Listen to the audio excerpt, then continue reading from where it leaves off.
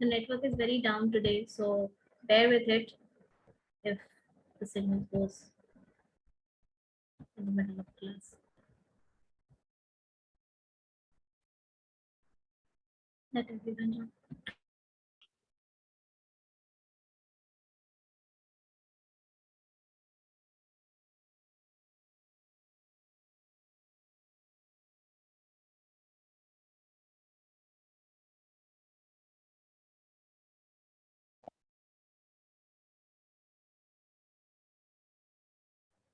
Hotspot पे connected है, I hope कि नेटवर्क नहीं जाएगा, लेकिन अगर जाएगा तो हैव पेशेंस। पूरा आज नेटवर्क डाउन है, having tough time conducting classes.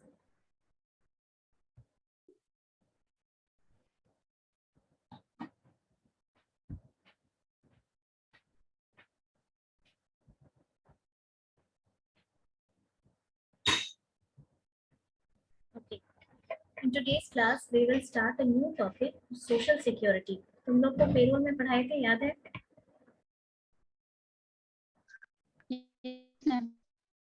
आवाज आ रही है? यस मैम, आ रही है। सोशल सिक्योरिटी का क्या मतलब होता है? बताओ, कोई आइडिया तुम लोग को?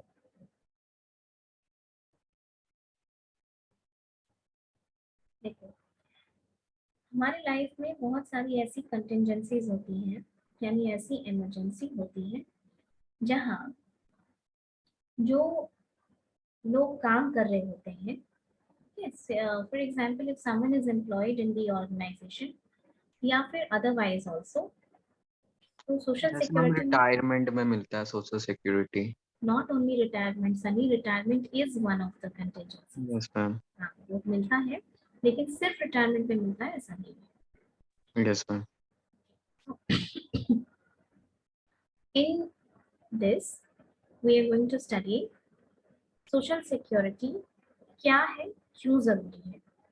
थोड़ा सा तुम लोगों को बताएंगे हम इस क्लास में सोशल सिक्योरिटी के बारे में, और ये भी बताएंगे कि अभी आप लोग बीबीएम सेकेंड ईयर में है, इसलिए आपको ये कम मालूम है, लेकिन ग्रेजुएशन लेवल पे नहीं, बट एमबीए लेवल पे, मास्टर्स लेवल पे तुम लोग जो एग्जाम देने के लिए जाओगे कई जगह पे, और ग्रेजुएशन लेवल पे भी कुछ सेंट्रल गवर्नमेंट का एग्जाम्स होता है, जैसे कि enforcement officer group B level का एग्जाम होता है। यहाँ पे एक फुल फ्लेजेड पेपर है सोशल सिक्योरिटी, ठीक है? Social security full fledged paper है। So just in case in future you want to shift your attention towards government jobs, this is a really important topic. Even in BPSC exams, जो BPSC का exam होता है, उसमें भी बहुत सारा post ऐसा है जो ऑब्वियसली बीपीएससी के लिए एलिजिबिलिटी तुम्हारी क्या है, ग्रेजुएशन है। तो ग्रेजुएशन के बाद अगर किसी को देने का मन हो, कोई ओरिएंटेड हो उस तरफ में, तो कुछ पोस्ट है जैसे social security assistant director in social security welfare, ऐसी चीजें हैं जिसमें तुमको काफी काफी ज्यादा इस डायरेक्शन में काम करना होगा, ठीक है? So with this no, let's start the class. हम लोग काम करते हैं ऑर्गेनाइजेशन में for money, we are working in the organization, but there are certain contingencies in our life. Contingencies माने emergency. Certain contingencies in our life where either your working capacity is reduced, तुम्हारे काम करने की क्षमता कम हो जाती है, or it is completely over, या फिर ये completely खत्म हो जाती है, ठीक है? So in both cases, what happens is that the income is interrupted. आप ये देखिएगा कि इनकम उसमें इंटरप्ट हो जाता है। कैसी कंटिजेंसीज ये होगी लाइफ में, बताइए किस तरीके की इमरजेंसी होती है लाइफ में जिसमें कि आपकी वर्किंग कैपेसिटी रिड्यूस हो जाती है? Can you tell me?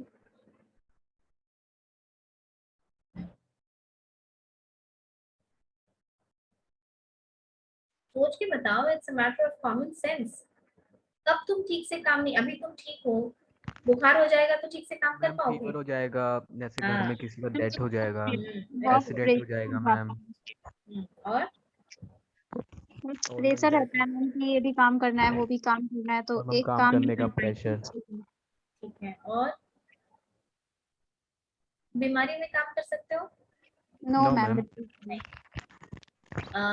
Disablement में काम कर सकते हो? You are working in an organization and there is some accident, ठीक है, उंगली No, टूट ma'am. गई या कट गई या कुछ हो गया, जो कि आए दिन होता रहता है। Yes, पुरानी ma'am. तुम लोगों का तो कोई फैक्ट्री विजिट वगैरह नहीं हुआ है, तो तुम लोग फैक्ट्री या इंडस्ट्री का सेटअप नहीं समझते हो। कोई पुरानी मूवी देखे हो जिसमें कि मिल में मैम काम हो रहा है? हॉलीवुड में है।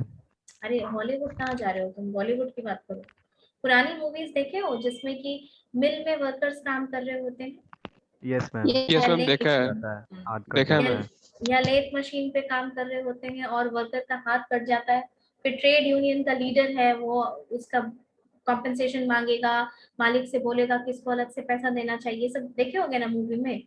यस मैम देखे हैं। चलो तब समझ में आ जाएगा। सिकनेस वन कंटिजेंसी, दूसरा डिसेबलमेंट, तीसरा अनएम्प्लॉयमेंट।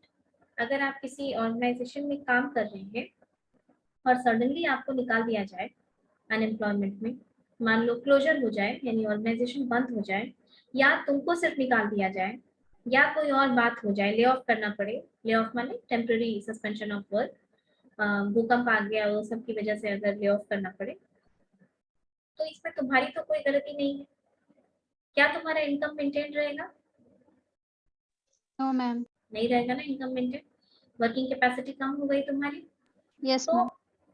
सिकनेस हुआ, डिसेबलमेंट हुआ, अनएम्प्लॉयमेंट हुआ, मैटरनिटी मातृत्व। When a woman is expecting her child, a woman is deemed to be not using her full capacity. Obviously वो अपने full capacity पे काम नहीं कर सकती है, लेकिन क्योंकि it is a natural phenomenon and women being half of the total population in India, almost half of the total population of India, so it is expected that it is the onus of Indian government, okay, to provide facilities to women in this case, okay। तो मातृत्व यानी sickness, maternity, unemployment और disablement, old age, जिंदगी भर तो तुम full fledged काम कर सकते हो, यहाँ नौकरी छोड़े वहां काम किए, या फिर एक ही फैक्ट्री में एक ही मिल में अगर तुम जिंदगी भर काम कर रहे हो तो तुम काम कर सकते हो। जब रिटायर हुए यानी कि जब 60 साल हुआ तुम्हारा, उसके बाद क्या तुम्हारी वर्किंग कैपेसिटी वैसे ही रहेगी जैसे तुम जब जवान थे तब थी? नहीं No, रहेगी। ma'am. वैसे केसेस में तुम्हारे घर का इनकम क्या होगा? इनकम का इंटरप्शन हो जाएगा। तुम्हारे ऊपर जो डिपेंडेंट्स हैं उनका क्या होगा? अच्छा ये आप समझिए, ये बात जानना जरूरी है कि जब भी मिनिमम वेज वगैरह डिफाइन होता है तो दे जो गवर्नमेंट बनाती है, तो गवर्नमेंट पॉलिसी के तहत 4 यूनिट कंसिडर किया जाता है, हस्बैंड वाइफ और 2 बच्चे, ठीक है। ये 4 यूनिट कंसिडर करके ही यानी डिपेंडेंट्स को उनके ऊपर जोड़ा ही जाता है और उसके बाद मिनिमम वेज डिफाइन किया जाता है। बिहार सरकार में कितना है मिनिमम? बिहार सरकार में वर्कर्स को कितनी कैटेगरीज में डिवाइड किया गया है?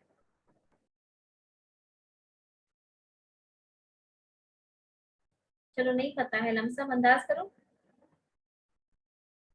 कैसे टाइप के वर्कर्स होते हैं ये बताइए पहले।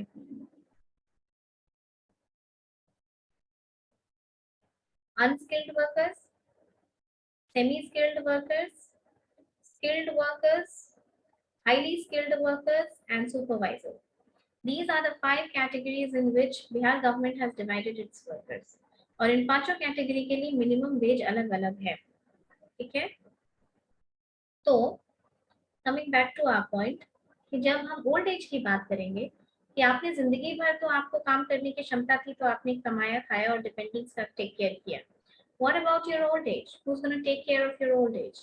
Then the government takes social security measures to support and continue the source of income in your old age in terms of in the form of retirement benefits। PF वगैरह सुने हो ना, यस मैम। तो वो है। अच्छा, एक और कंटिजेंसी ऑफ लाइफ है। क्या है वो life contingency? Death.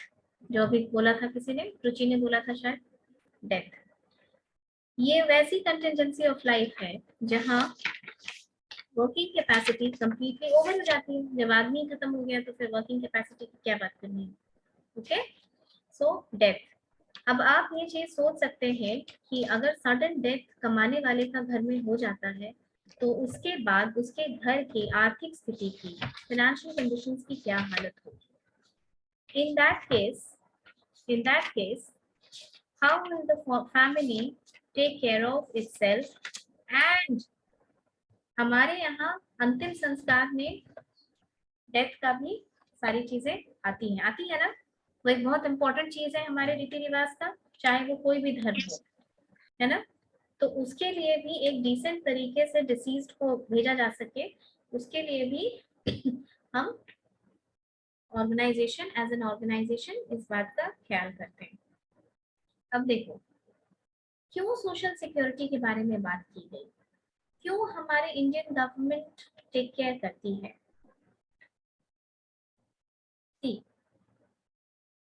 India is a welfare state, ठीक है। हमारा जो कंट्री है वो एक वेलफेयर स्टेट है। वेलफेयर स्टेट का क्या मतलब होता है, कोई आइडिया?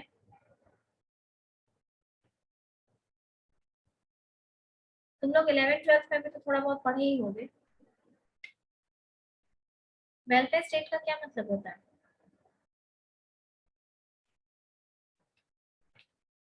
वेलफेयर स्टेट का मतलब होता है कल्याणकारी राज्य। हमारे यहाँ article 41 directive principles of state policy में ये लिखा हुआ है कि the state shall within the scope of its financial limits अपने लोगों के लिए काम करेगा। This is known as welfare state. यानी जितनी हमारे स्टेट की यानी गवर्नमेंट की फाइनेंशियल कैपेसिटी है, उस फाइनेंशियल कैपेसिटी के हिसाब से यहाँ के लोगों का टेक केयर करना कि किसका काम है, किसकी जिम्मेदारी है? गवर्नमेंट की मैम। गवर्नमेंट की जिम्मेदारी है, सरकार की नहीं। अगर जिम्मेदारी होगी तो क्या होगा, गरीबों को छोड़ दिया जाएगा। Yes ma'am. इसीलिए सरकार किसी की भी हो, चाहे कांग्रेस की सरकार हो या बीजेपी की सरकार हो या अलायंस की सरकार हो, आप देखेंगे कि ऐसी चीजें हमेशा होती रहती है। सोशल सिक्योरिटी पे ध्यान दिया जाता है क्योंकि ये हर सरकार का दायित्व है। अब सोशल सिक्योरिटी का दोनों एस्पेक्ट है, एक इकोनॉमिक भी और एक सोशल भी। क्या है इकोनॉमिक एस्पेक्ट, क्या है और सोशल एस्पेक्ट क्या है, बताओ तो कुछ पूछो।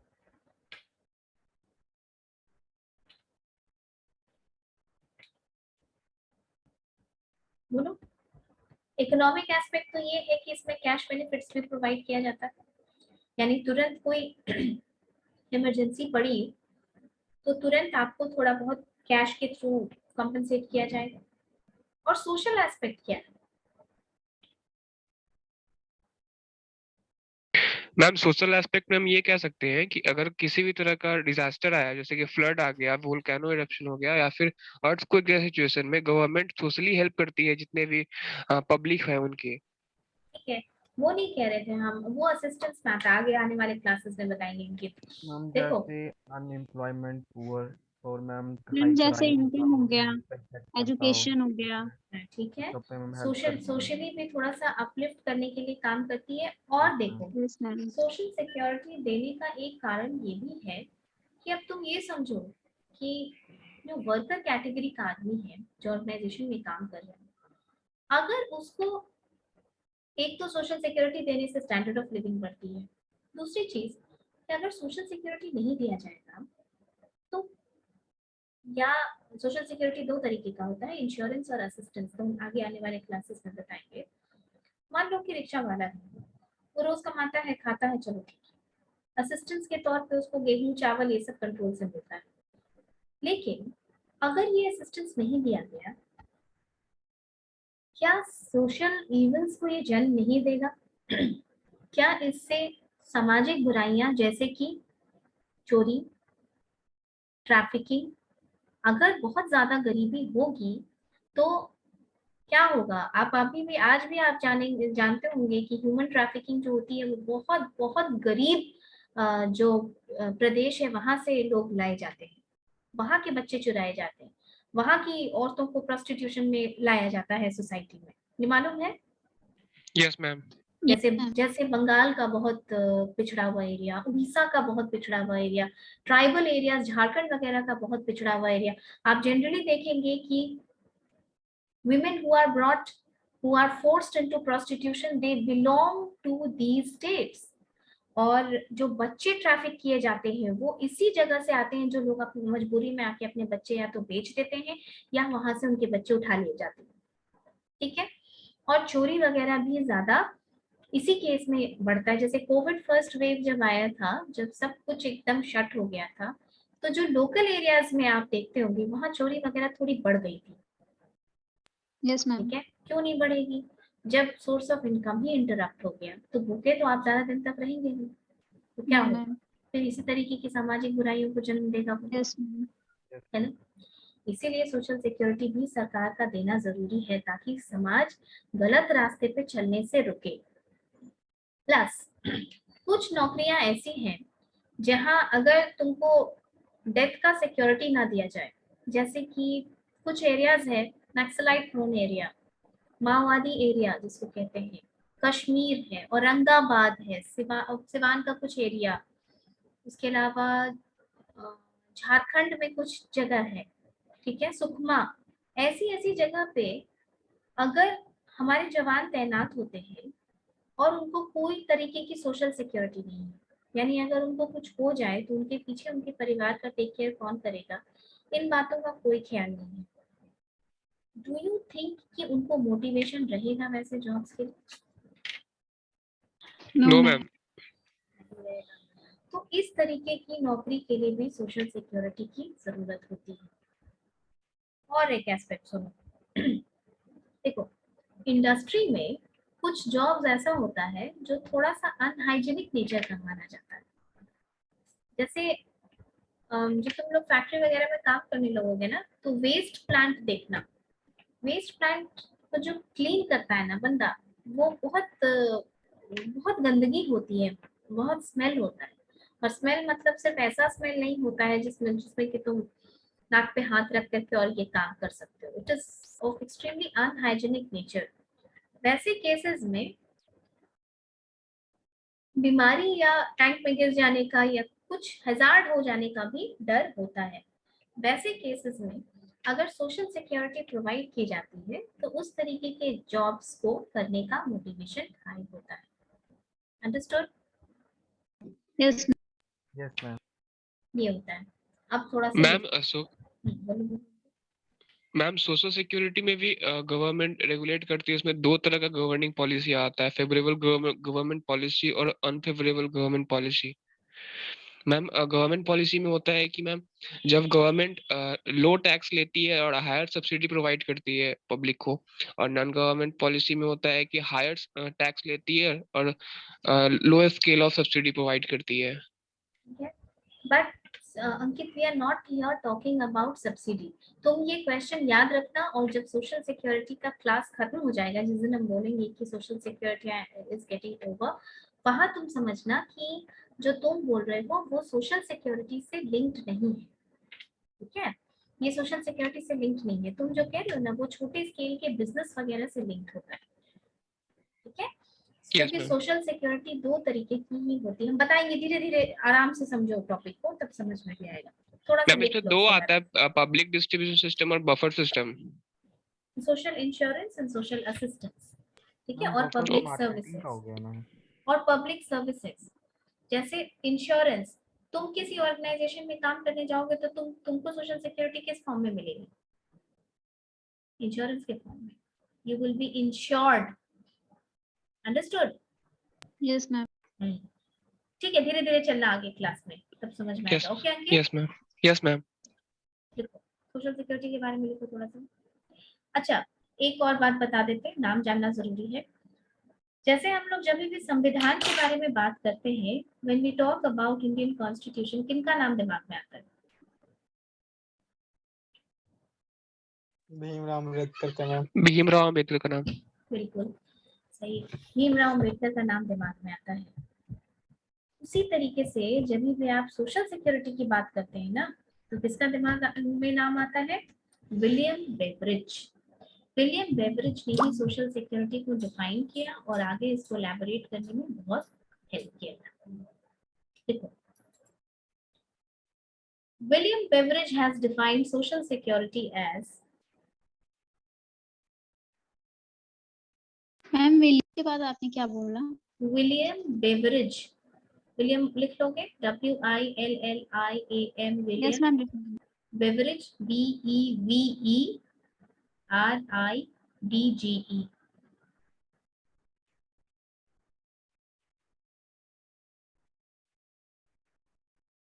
William Beveridge has defined social security as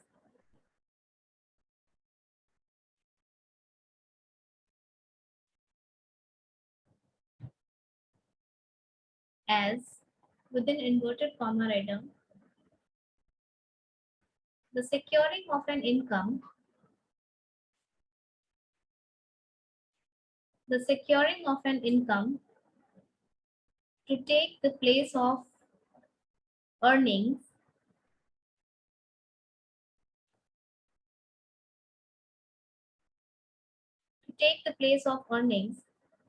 when they are interrupted by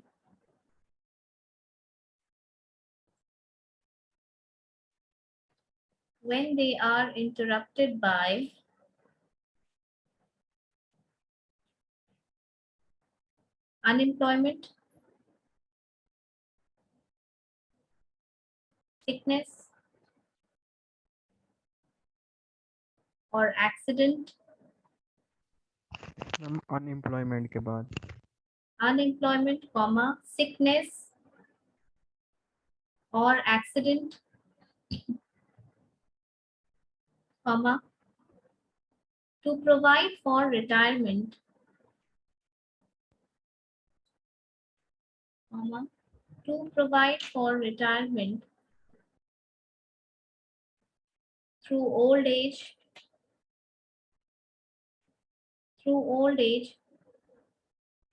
comma, to provide against loss of support, to provide against loss of support by death of another person,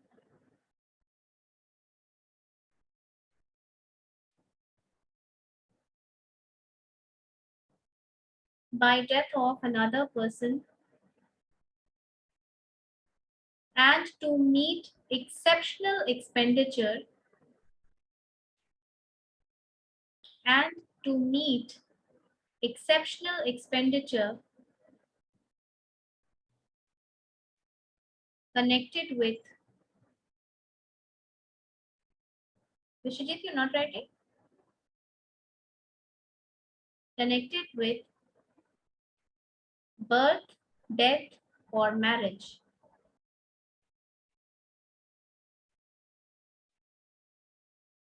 Birth, death, or marriage.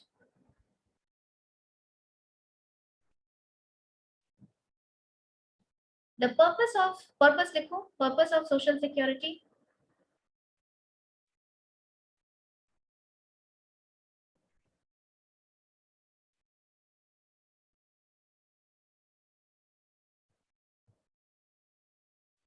The purpose of social security is to provide an income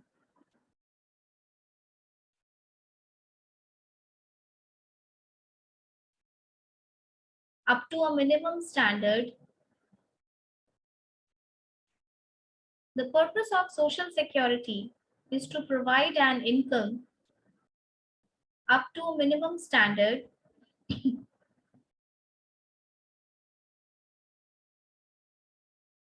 to bring the interruption of earnings to bring the interruption of earnings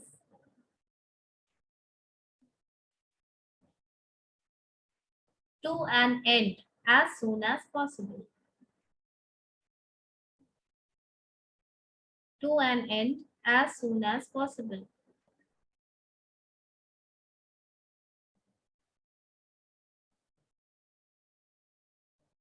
To an end as soon as possible.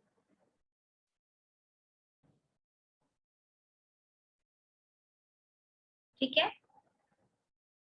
Yes, ma'am. Social security देखो, कोई भी state जब provide करता है, जैसे India के constitution में ये लिखा हुआ है कि भाई आपकी जितनी फाइनेंशियल लिमिट्स है आप उस हिसाब से सोशल सिक्योरिटी प्रोवाइड कीजिए। जब यूरोपियन कंट्रीज की तरफ जाओगे ना, जिनके पास पैसा ज्यादा है, वहां देखोगे कि सोशल सिक्योरिटी और भी ज्यादा लेवल पे, हाई लेवल पे प्रोवाइड की जाती है। जैसे हमारे यहाँ आप देखेंगे कि जिनका, जो लोग थोड़े से जैसे फिजिकली थोड़ा सा चैलेंज्ड है, आप जब उनकी बात करेंगे, आप जब उनको देखेंगे तो अभी भी थोड़ा सा मिसबिहेव जैसा आपको दिखेगा रेलवे स्टेशन पे या बाहर या ऑफिसेज में, होता है ना? Yes, ma'am. Yes ma'am. या फिर कई जगह पे आप देखेंगे तो आपको ये रियलाइज होगा कि ये सिस्टम इक्विप्ड नहीं है कि कोई डिसेबल आदमी इसमें चढ़ सके या बैठ सके या जा सके। ये भी देखे होंगे। Yes, ma'am. Yes ma'am. लेकिन यूरोप वगैरह में ऐसा नहीं है। Those countries they have implemented social security in such a wonderful manner, और वहाँ के लोग इतने सेंसिबल हैं इन चीजों को लेकर के, क्योंकि it is become part of their culture of course because of this, कि अगर लाइन लगी है बस पे चढ़ने की और वहां से अगर कोई डिसेबल आदमी व्हील चेयर पे आ रहा होता है, तो दोस्त जो लोग खड़े हैं, those people who are already standing, they'll make way for that disabled person to take that bus. ठीक है? तो इस तरीके की चीजें कल्चर में भी लाना जरूरी होता है। इसीलिए सरकार ने सोशल सिक्योरिटी दिया कि उनको जरूरी है थोड़ा सा प्रोटेक्ट करके रखना। इनकम तो जाता ही जाता है, तो एटलीस्ट उस चीज को to compensate for the loss of income at that time. Ma'am अच्छा। उनके लिए अलग ही सीट बनाया जाता है ना? बनाया जाता मतलब- है रुचि, लेकिन कई जगह पे तो तुम देखोगे कि व्हील चेयर ऊपर चढ़ाने का स्कोप ही नहीं है। Yes, होता है ना, ma'am. रेलवे स्टेशन पे तुम जाओ, व्हील चेयर तो तुमको मिलेगा ही, लेकिन क्या उतना एफिशिएंटली सब कुछ मैनेज होता है? No, ma'am. नहीं No, होता ma'am. है। एयरपोर्ट वगैरह पे होता है, क्योंकि they are charging high and then the business is going to be affected out of it. लेकिन ऐसे कई जगह पे आपको ये प्रॉब्लम्स दिखेंगी। तो I was just giving you comparison view of ours and European countries. Social security एक ह्यूमन डिग्निटी की बात है। कोई भी स्टेट जब सोशल सिक्योरिटी प्रोवाइड करता है तो this is related to a high idea of human dignity and social justice.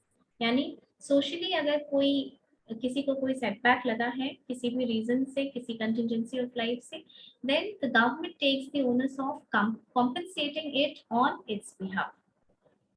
अब देखो, सरकार सोशल सिक्योरिटी दो तरीके से इम्प्लीमेंट करती है। ठीक है? पहला, social insurance,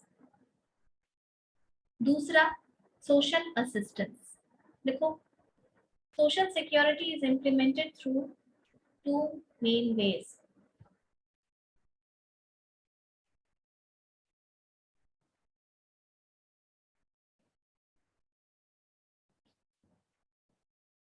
Social security is implemented through two main ways. Social insurance पहला,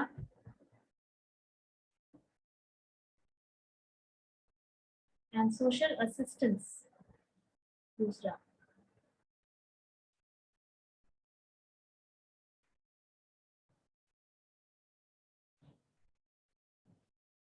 सोशल इंश्योरेंस और असिस्टेंस में क्या डिफरेंस होता है?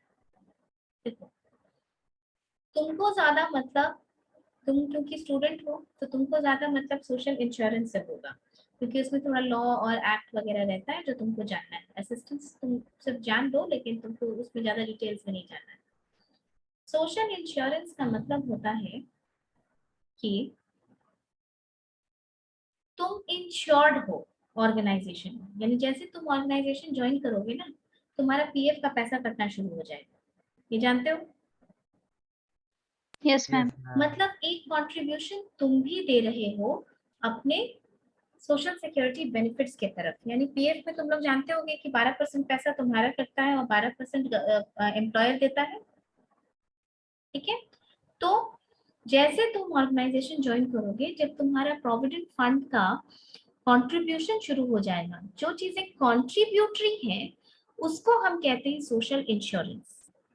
तो जो सोशल इंश्योरेंस है वो सरकार की कानून से चलती है, सरकार की मर्जी से नहीं। तो जो कानून बन गया है, जैसे प्रोविडेंट फंड को रेगुलेट करने वाला जो एक्ट है, जो कानून है, जो लेजिस्लेशन है, उसको हम कहते हैं the provident fund and miscellaneous provisions act 1952। 1952 में ये एक्ट बना है। टाइम टू टाइम इसमें अमेंडमेंट होते रहता है और इसी एक्ट के तहत चीजें गाइड होती हैं, ठीक है? ये एम्प्लॉयर्स के ऊपर ऑब्लिगेशन होता है। एम्प्लॉयर्स को इस फॉर्म में तुमको सोशल सिक्योरिटी देना ही देना है। अगर वो नहीं देंगे तो उनके ऊपर फाइन या पेनल्टी जो भी सूटेबल है वो लगेगा। अंडरस्टूड? तो इसको यस कहते हैं इंश्योरेंस। जैसे ईएसआई, ईएसआई एक एक्ट है सरकार का, which is employ state insurance act 1948। अब जो ईएसआई एक्ट है वो ये एक्ट है कि इस एक्ट की वजह से, इस एक्ट में जिनका सैलरी 21,000 तक है, जिन वर्कर्स का सैलरी 21,000 तक है, वो वर्कर्स सब ईएसआई में इंक्लूडेड हैं और ये प्राइवेट पब्लिक दोनों के लिए वैलिड है। तो इसमें तुमको कंट्रीब्यूशन देना होता है। कितना कंट्रीब्यूशन? 4% तुम्हारे सैलरी का कंट्रीब्यूट होता है, जिसमें से कि 0.75% वर्कर्स कंट्रीब्यूट करते हैं और 3.25 जो है वो एम्प्लॉयर कंट्रीब्यूट करता है। और इसमें बहुत सारा फैसिलिटीज है, बहुत सारा। ESI was a wonderful scheme जो कि जब आई थी तो इसको एक रेवोल्यूशनरी एक्ट बोला गया था, पूरे ना सिर्फ इंडिया में बल्कि पूरे साउथ ईस्ट एशिया में। इतनी फैसिलिटीज है ये इसमें। मैम, क्या क्या फैसिलिटीज? बताएंगे। इसमें बहुत सारा चीज है। इसमें अनएम्प्लॉयमेंट का अलाउंस है, इसमें मैटरनिटी का बेनिफिट है, सिकनेस का बेनिफिट है। सिकनेस, जनरल सिकनेस तो है ही, एक्सटेंडेड सिकनेस मैम बेनिफिट का, ओल्ड एज का भी बेनिफिट है। ओल्ड एज का बेनिफिट नहीं है इसमें, ठीक है? ईएसआई एक्ट में ओल्ड एज का बेनिफिट नहीं है। उसके अलावा सिकनेस बेनिफिट है, हेल्थ का बेनिफिट है, इवन आफ्टर रिटायरमेंट, रिटायरमेंट के बाद भी बेनिफिट है। आप सोच लीजिए कि आज के डेट में भी 10 रुपए पर महीने के हिसाब से कंट्रीब्यूट कराया जाता है उनसे जो रिटायरमेंट के बाद इसका बेनिफिट लेना चाहते हैं। यानी साल में कितना पैसा लगा?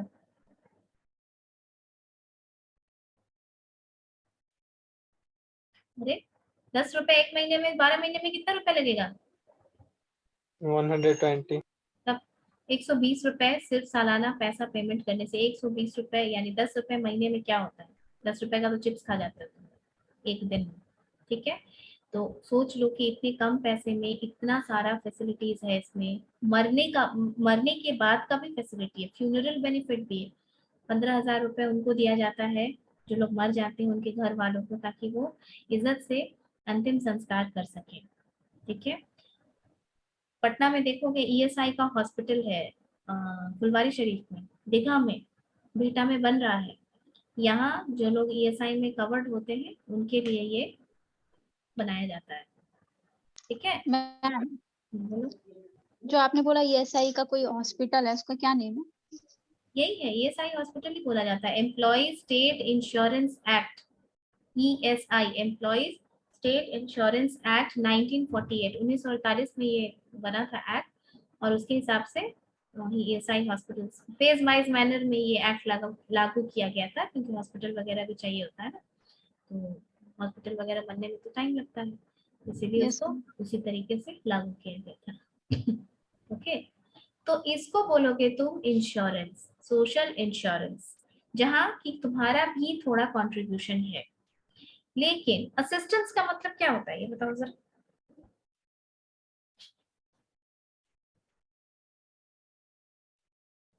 क्या होता है असिस्ट करना किसी को? You are assisting your mother, what does this mean?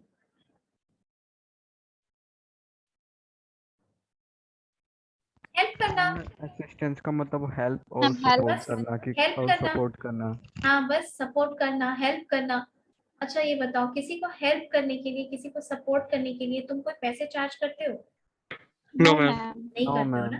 इसी बात से याद रखना कि सोशल इंश्योरेंस और असिस्टेंस में क्या डिफरेंस होता है। इंश्योरेंस इज कंट्रीब्यूटरी, आप कुछ पैसा उसमें अपना भी कंट्रीब्यूट करते हैं। इट्स अ ट्राइपार्टाइट थिंग, तुम एम्प्लॉयर और गवर्नमेंट। और सोशल असिस्टेंस का मतलब ये होता है कि सरकार वैसे लोगों को हेल्प करती है इसमें जो शायद कंट्रीब्यूशन भी करने लायक नहीं है। ठीक है, जैसे ये सुना है 2 रुपए किलो गेहूं मिलना है, 3 रुपए किलो यस चावल मैम। मिलना, Yes, सब ma'am. सुने हो ना? यस ये मैम। सब सोशल असिस्टेंस होता है। विधवा योजना, 40 से ऊपर की कोई औरत है अगर समाज में वो विधवा है तो उसको 300 रुपए पर महीने सरकार देती है, और अगर 80 साल से ऊपर है तो 500 रुपए सरकार देती है। 1995 में नेशनल सोशल असिस्टेंस प्रोग्राम लाया गया था सरकार के द्वारा, और उस समय बहुत सारी चीजें इसमें इंक्लूड की गई थी। मैम ये सब तो योजना हो गया ना एक तरीके का। हाँ, तो ये योजना सरकार बनाती है, इसीलिए ये कॉन्ट्रीब्यूटरी नहीं होता है। सरकार के मैम पास जितना पैसा है, जितना फंड है, उसके हिसाब से सरकार योजना बनाती है और उसको इम्प्लीमेंट करती है। बोलो। मैम ईएसआई तो तभी एप्लीकेबल है जब कोई एम्प्लॉय मोर देन 21,000 अर्न कर रहा है। Less than 21,000, up to 21,000।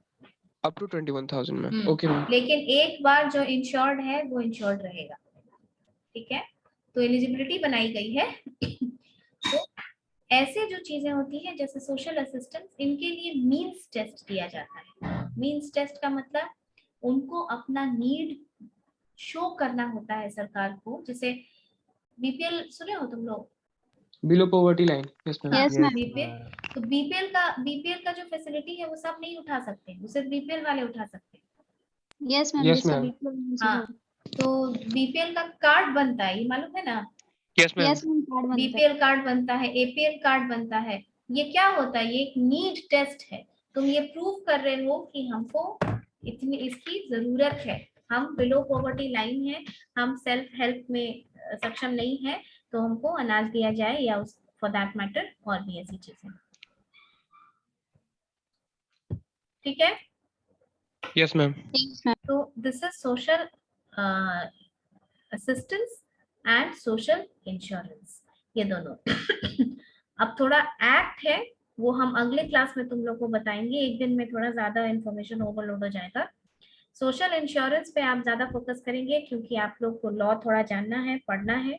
तो सोसाइटी में किस किस लॉ से क्या क्या गाइड होता है, इसमें से कई सारा लॉ जो है वो आपके ऊपर एप्लीकेबल होगा जब आप नौकरी करने के लिए जाएंगे, इसीलिए वो जानना जरूरी है। ठीक है? मैम पीएफ 12% कटता है और ईएसआई 4% कटता है ना?